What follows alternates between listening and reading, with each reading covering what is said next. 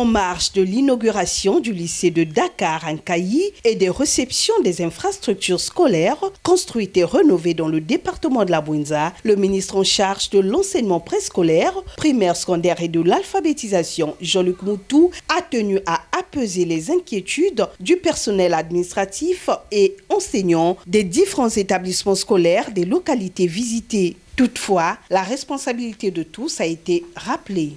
Notre responsabilité aujourd'hui, c'est de faire en sorte que des jeunes émergent, s'en sortent sur le plan de leur formation, sur le plan de leur avenir professionnel et social. Tel est notre engagement vis-à-vis de cette jeunesse. Telle est notre responsabilité à nous prescrite par le président de la République, chef de l'État.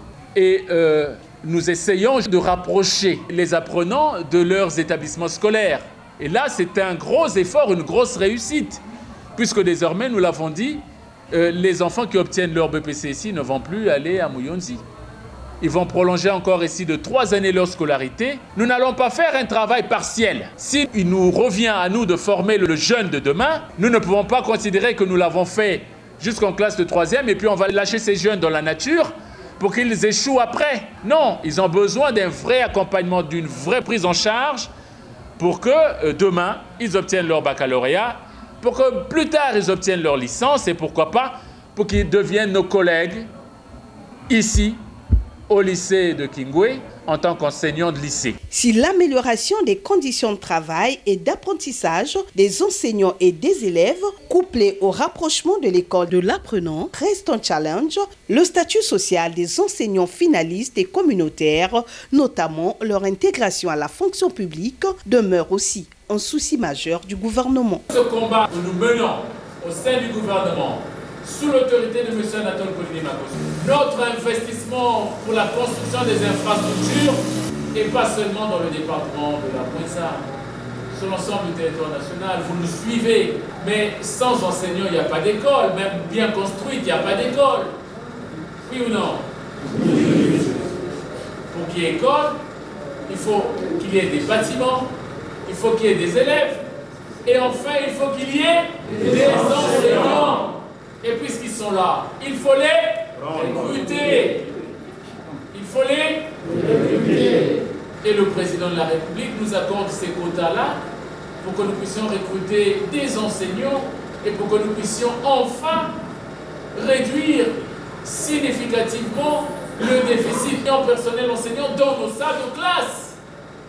Et c'est ce que nous sommes en train de réussir ensemble.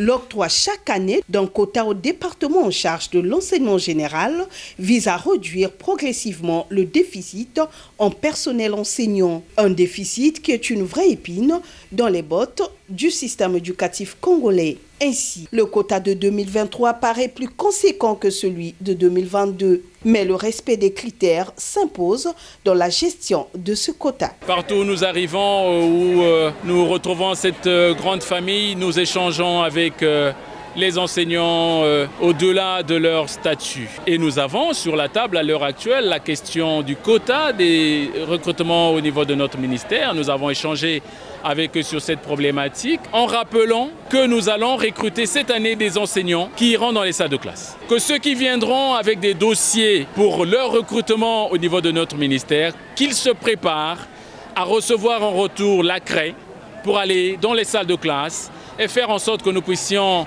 répondre à ce déficit qui nous colle à la peau et qu'on voudrait minimiser désormais au travers du quota qui nous est offert chaque année par le président de la République. Ces enseignants-là qui seront recrutés doivent se préparer à aller dans les salles de classe. Et également, la question de la prise en charge de ce personnel communautaire, au-delà de toute la problématique qui entourait la contribution parentale au niveau de notre système éducatif et la responsabilité qui est celle du gouvernement de pouvoir répondre à cette prise en charge en libérant les parents de cette responsabilité. Nous avons échangé autour de toutes ces questions-là et je pense que les échanges ont été fructueux et des réponses ont été données. Des réponses qui ont émerveillé les enseignants.